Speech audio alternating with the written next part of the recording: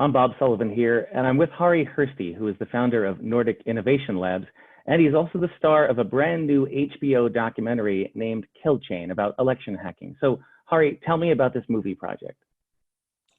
Well, we started the first movie in 2006. It was called Hacking Democracy. And when the movie came out and exposed a lot of problems in the US election infrastructure, subsequently, Secretary of State California, Secretary of Ohio, commissioned a security studies of election infrastructure.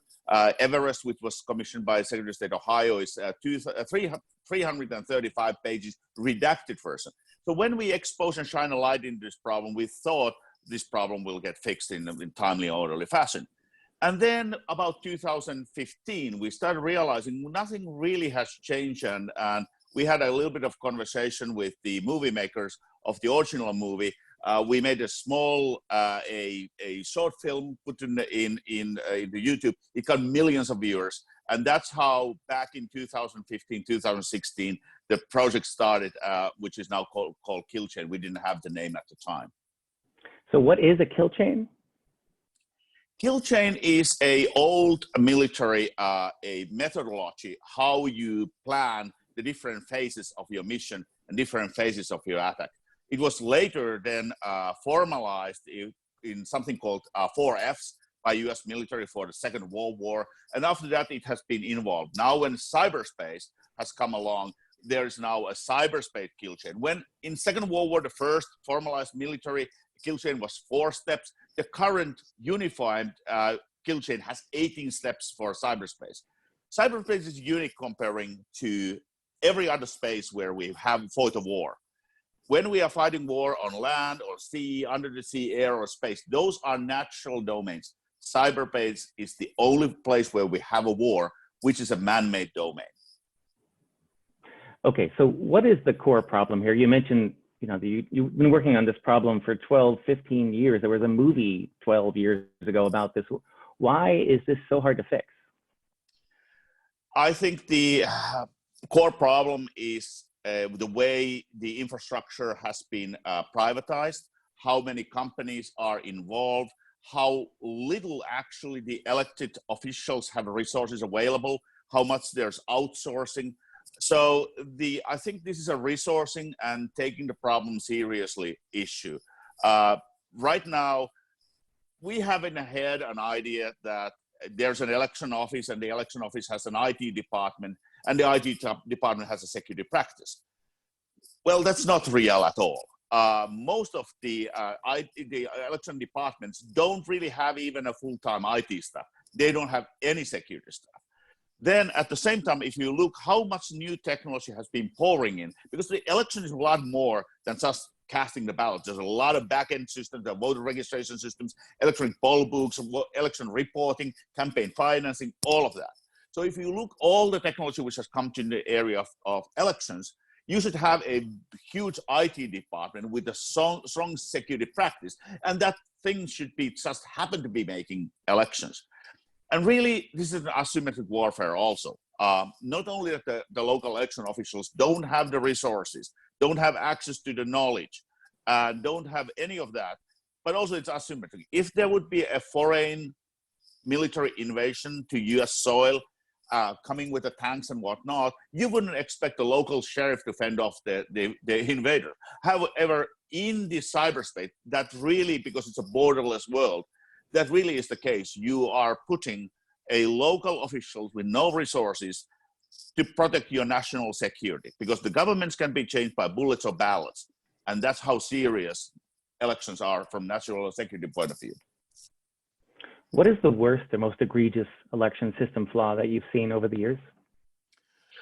There's so many. I think the biggest flaws are not flaws as an accident. They are flaws by design.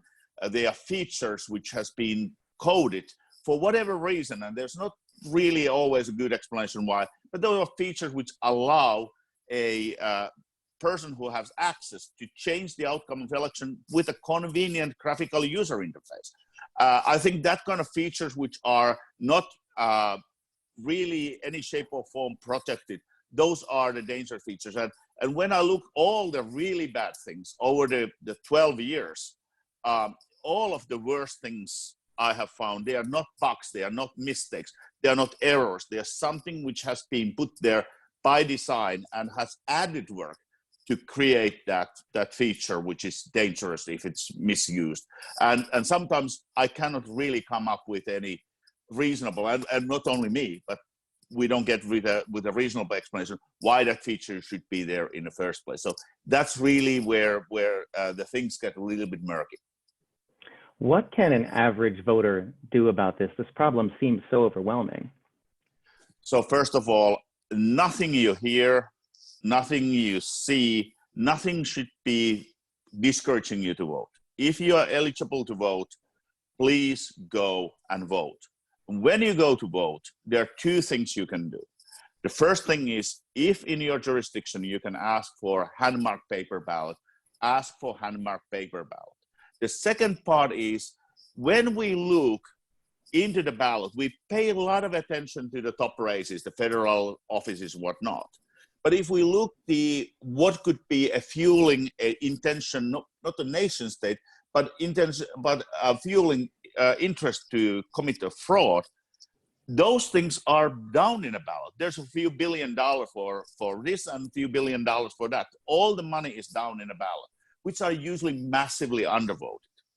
So when you go to vote, vote all the way. Vote in every race. More there's vote cast, it's harder you have to work in order to commit a fraud down there. And then, really, this is not a joke. It's a reality. But the average age of poll workers seems to go up about 1 year every year. So average poll workers are working hard. It's a civic duty. It's a wonderful way to get into the government. And they need more help. They need more technologically savvy people to be there, help them to run the smooth process, and also observe and see if something goes wrong. So if you really care, consider becoming a poll worker. That way you learn how that part of the election works, and you can see and find out how it works. Because we have another problem in elections. It's not about if you are changing the outcome of the election. It's also long lines. Election days are Thursday. A lot of people try to vote just before they go to work, during the lunch hour, right at the time when they leave the office and go before they go to pick up their kids from the daycare. So there are hours when there's a huge demand. And if that time, there are people who need help and are not technologically savvy, and there's a jurisdiction using a lot of technology, all little helps to make sure that the lines remain short and the process goes smooth.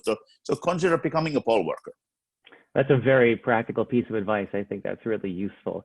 I have to ask you this question because we're living in this age of coronavirus right now. What do you think we can learn from the US approach to coronavirus that we might be able to apply to elections? And what does the virus have to say about elections right now even? So first of all, right now, because of coronavirus, we are fighting two different pandemics. Other pandemic is the real world pandemic of coronavirus. The second one is a cyberspace pandemic of malware. Criminals, nation state actors, all have seen a criminal opportunity in coronavirus. In a very short period of time, when this whole thing started to shape a form, immediately, in a few weeks' time, over 4,000 domain names were registered to be misleading general public, so that they will be going to these malicious websites and malicious sites, get infected, get wrong information, get misguided.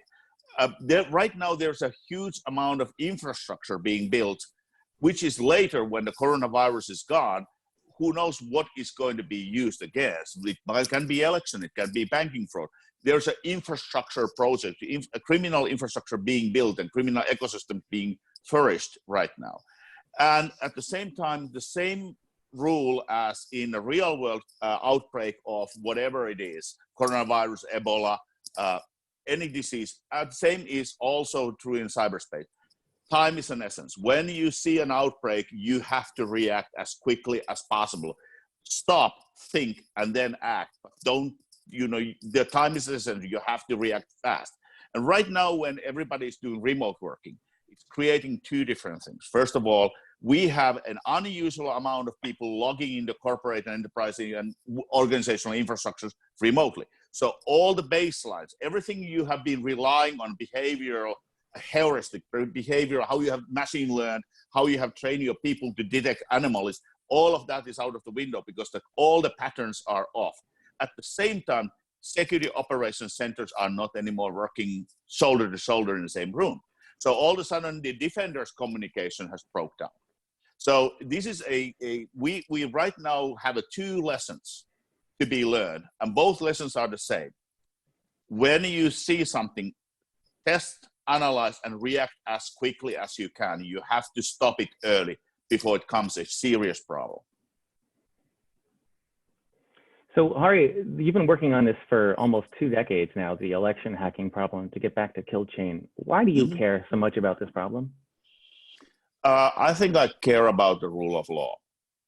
And when you think democracy as a method of governing society, democracy is about a peaceful transition of power. People have a right to express their opinion and their desire to change by voting. And after that, when the people have spoken, a peacefully transitioning the power to whatever people are wanting to happen next. Now, if you think that, you very quickly discover that elections are not about winners. It's about the losing parties and the support of losing ideas. Because the winners will always accept the result. But the peaceful transition of power is possible only when the people who didn't get it their way this time, and it's this time, then those have to accept the results as fair and square. So it's all about transparency and trust, and the trust is really fragile. So I'm caring about this because I'm caring the way our Western societies work and how our liberal and democratic societies work. So we have to understand what are the machinery, what are the cornerstones, and defend those cornerstones. The movie is called Kill Chain. It's available on HBO and HBO Go right now, although the news we can share with you today is that as of Monday, April 6th, Kill Chain will be available for free for a limited time on YouTube, right, Harri? That's how people can find it? That is correct. So the link, as soon as the link is available, it will be posted to Twitter. HBO is going to be posting it. We are going to be posting. But yes, starting on the May 6th, it's going to be available without subscription. On April 6th, right? April 6th. Yeah, April 6th. Well, I don't think you can be an educated American and not watch this movie. Harri, thank you very much for your time. Thank you for having me.